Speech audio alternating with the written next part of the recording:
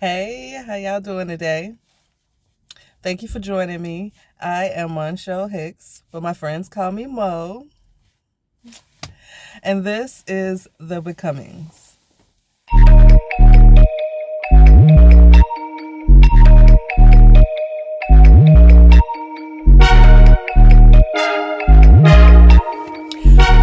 Welcome. So, the word of today is sequester. Say it with me. Sequester. It's a fun word, right? Yes, it's a fun word. Sequester. Now, hemp it's a sequester. It's a sequestering plant. It pulls the carbon out of the air and deposits it in the soil, right? So that's what sequestering is. Okay? And so carbon sequesters, and this is why it is great for lowering the carbon footprint. Now, the issue with that is once it's pulled out of the air and into the plant, right? There is measurements, there's ways to measure how much carbon is in the air, right, in that area, and then how much is in the air after you plant hemp, right? After hemp is planted and has grown. So in that way, you can see how much has been pulled out of the air. Now, when you cut the plant down, if it sits and decomposes, then as the plant material breaks down, it releases the carbon back into the atmosphere, right?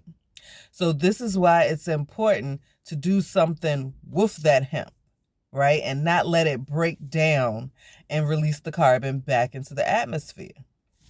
And now there is no way, right now we don't have a way of measuring how much is in the plant and how much has been put into the soil through the plant's roots.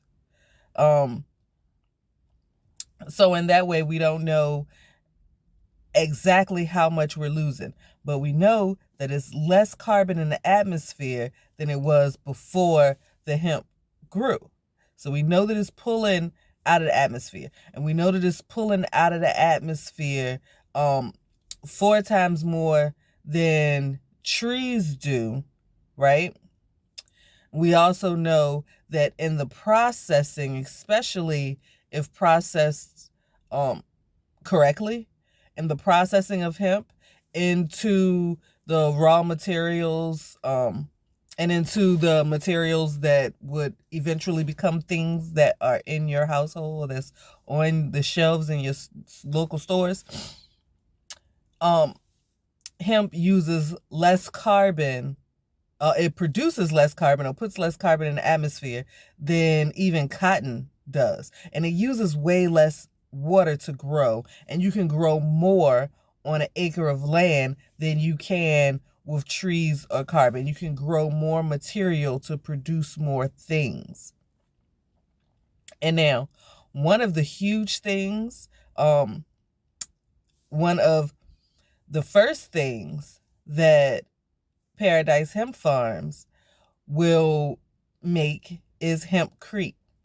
And now, let me tell you why hempcrete is so cool and why it's so freaking important, right? So for one, you're not letting the carbon just sit, and you're not letting the hemp sit and break down, decompose, and release that carbon back into the air. You're actually doing something with it, right? And that is mixing it with lye and making hempcrete. In addition to hempcrete, they also make hemp wood, kind of like you would see, what's the name of it? Bamboo, right? And like you would see things made out of bamboo, and it's not necessarily the bamboo stalks like straight. Like they would take it and make a kind of like a wood replacement. I don't want to say faux wood because it is what it is, but it's Anyway, they would make it like wood boards, make whole wood slabs out of it. And you could do the same thing with hemp, make wood out of it. But hempcrete, right, is fire resistant, okay? You can burn it and it will not spread. So when you're talking about burning shit down, you ain't burning down a hemp house, okay? You're not doing it because the hemp itself, the hempcrete, is fire resistant. And guess what? It is a powerful insulator, okay? So whatever, imagine like those thermal mugs, you put something cold in it, it stays cold for a long time. You put something hot in it, it stays hot for a long time. That's how hempcrete buildings are. The insulation is on point, okay? You don't need extra insulation. Like, it is insulated, okay? So that means we are lowering the electric bill. We are lowering the carbon footprint when it comes to generating electricity to your home because you're using less of it. Talking about like conservation and stuff like that. Like they're like, remember back in the day it was like this whole Captain Planet cartoon and it was a whole recycle movement. And it was commercials that used to come on where they say, you know, cut the lights off. If you're not using the light in that room, keep it off. Then later on it was about change the light bulbs, using LED lights and stuff like that. You are saving electricity. You are saving power, okay, by going with hempcrete. Okay? When in the summertime, when you cut that AC on, it's going to stay cool. Okay? You don't even have to use as much. It's going to stay cool. So, you're lowering your power bill in the summertime. In the wintertime, you're using heat to keep it warm when it's cold outside, to keep it warm inside. You're not going to have to run it as often because it's going to stay warm. It's going to hold the heat in. Freaking beautiful. You know, another thing, I had a friend who bought her house, was all super excited. Within living in that house for a year, they had termites. Okay? With hempcrete, you are not going to have to worry about termites. And it was super expensive and just like in the way to get taken care of. Okay? They had to pull stuff back. Like, it was an infestation that her first inspection missed that just like grew and it was crazy. Okay? You ain't got to worry about that with hempcrete because it's pest resistant. Okay? Pest resistant? You got to worry about that. It's deterring roaches, ants, bed bugs, termites. Okay? It's mold resistant. Okay? So we're talking about, say you get a leaky pipe or something like that. The leak from that pipe is never going to grow mold. That has been a huge freaking issue. Okay? When it comes to breathing and everything, like it's one of the most important things, right? To living is breathing, right? You have to breathe in. So if your lungs are fucked up, it's going to be difficult to breathe. And mold fucks your lungs up. It's mold resistant. Okay? You're not burning it down. You're saving an electric bill. Mold resistant, pest resistant. It's just freaking great. Okay? And by supporting hempcrete, by building with hempcrete, helping to lower the carbon footprint. Because the carbon is not just, the hemp is not just sitting there breaking down for the carbon to go back into the atmosphere. Okay?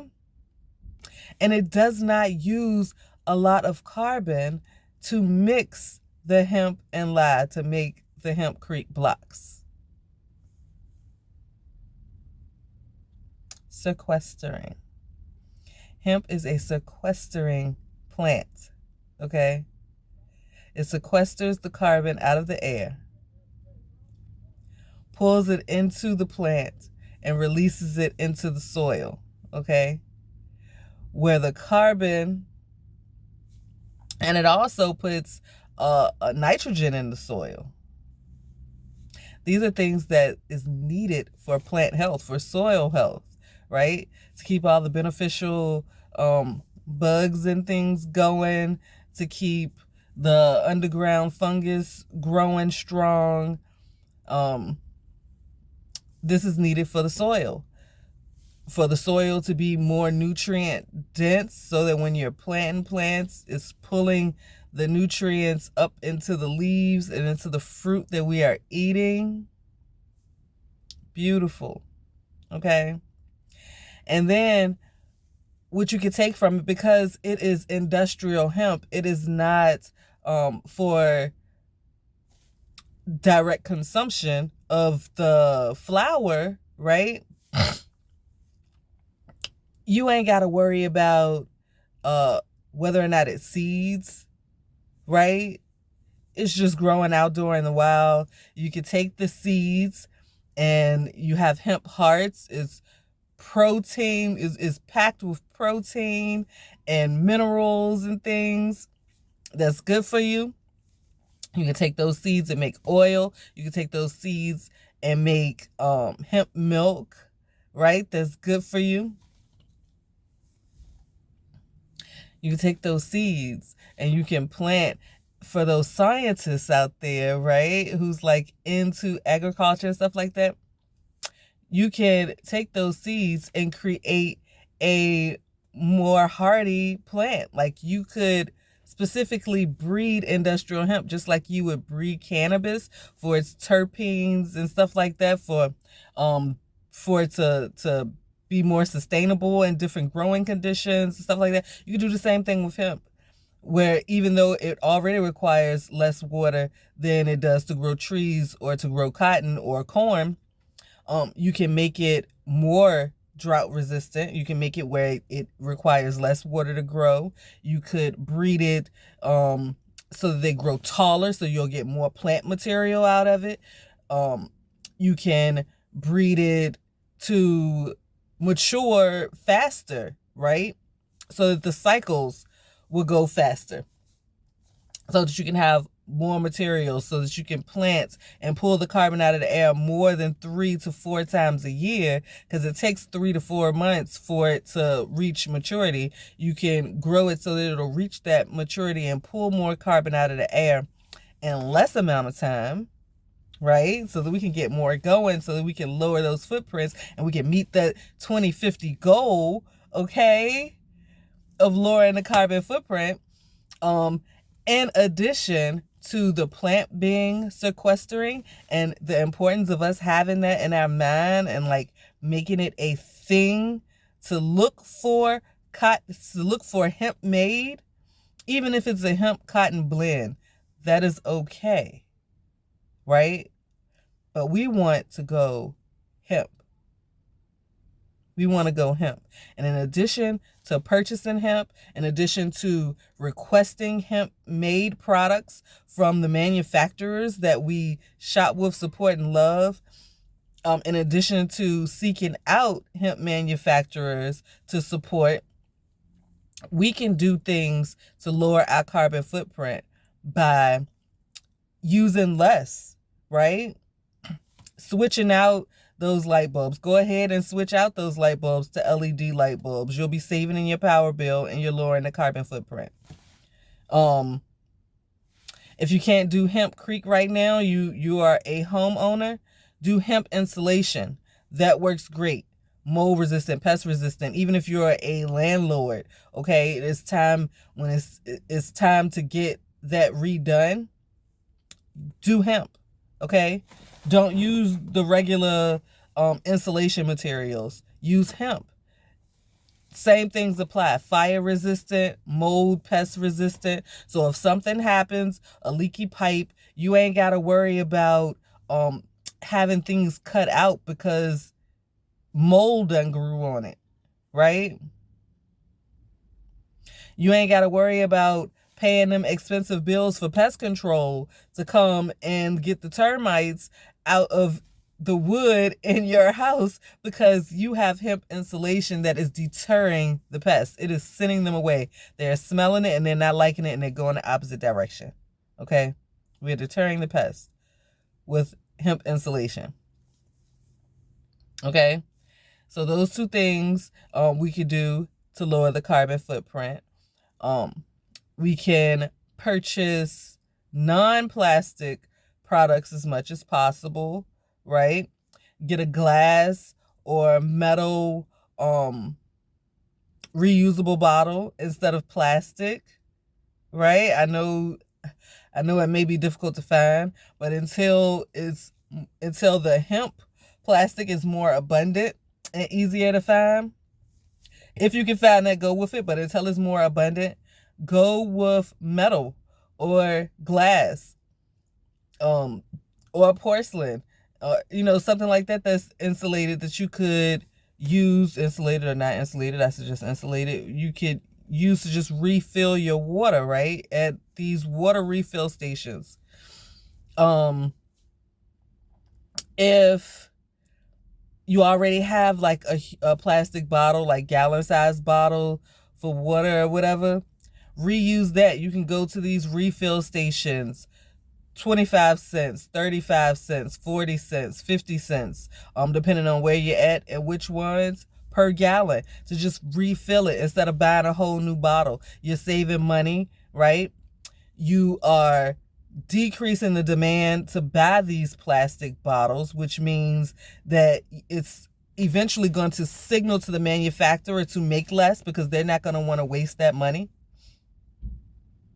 And in making less, you're lowering the carbon footprint and you're lowering the pollution rate, right? And you're lowering the toxicity that's in the atmosphere because of the plastic and the what is it called, phthalates, that's breaking down and going into the atmosphere, or that's in the water, or decreasing the plastic that's polluting the water, fucking up the coral reefs, right? And the habitats for other things that live in the water. Speaking of which, coral reefs are still in danger, okay? I remember hearing about it some years ago, and for some reason it comes around in waves, right? And I kind of know why that is, but it comes around in waves, or our attention to it comes around in waves, because there's been people that's been on it, that's been having coral reef farms, that's been in the lab trying to figure out how to speed up the evolution of coral reefs so that they can sustain they can live in hotter waters, and to like reduce the bleaching and stuff like that. Like, it's people that's been doing it that has never stopped. Same with every industry, every area. There's people that's doing it, like, it don't stop. But it just comes back around to our attention every now and again. And it has come to my attention that they are freaking dying, that they may not make it to 2050. The UN has a goal, right? The United Nations has these goals by 2050. And part of those goals is about saving the planet. It's about lowering the carbon footprint. It's about being more sustainable, being more equitable. It's about justice to Black and Indigenous people. It is about part of it that I read was about not raping Africa, but that's a whole nother thing that is also a part of this larger picture and affects it definitely, but that's a whole nother topic for another day. I don't know if it's the light in this camera where I'm sitting or what, but I keep feeling like it's something in the corner of my mouth, but it's not. It must be the light. Ooh. Anyway, y'all, sequestering. Beautiful word, okay? It sequesters the carbon, okay? So we go save the coral reefs, right? We go help out and save the farming communities that rely on the water animals, right, to live, to eat, right, for their economy.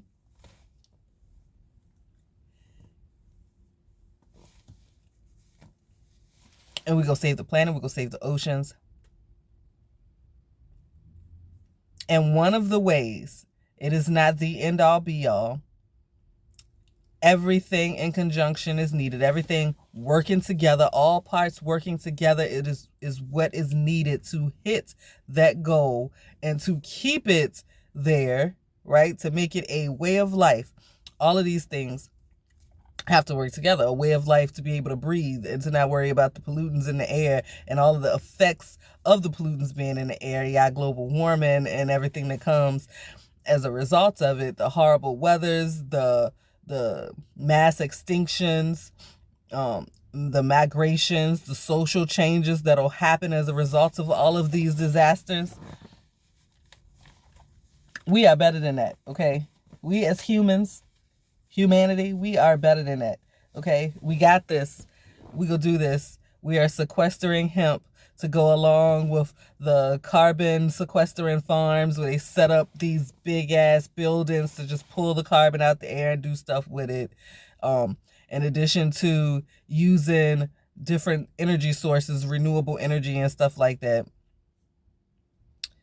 In addition to making the changes that we need to make in our spending and in our living that would produce less carbon into the atmosphere. In addition to all of that, okay, we are supporting hemp farms. We are supporting, in particular, Paradise Hemp Farms.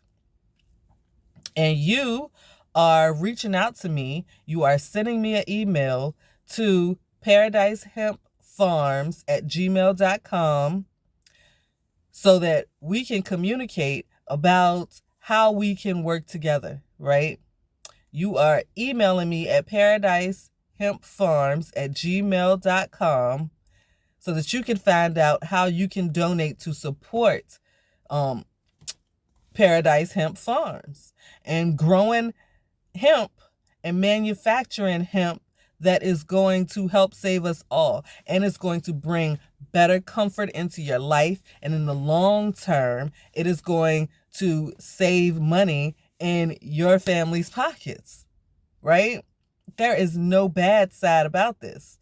paradisehempfarms@gmail.com. Hit me up. I'm Mo. And thank you for tuning in. Thank you for sticking around with me through this episode. I look forward to seeing you often. Peace. I love you. Stay tuned. See you on the next episode.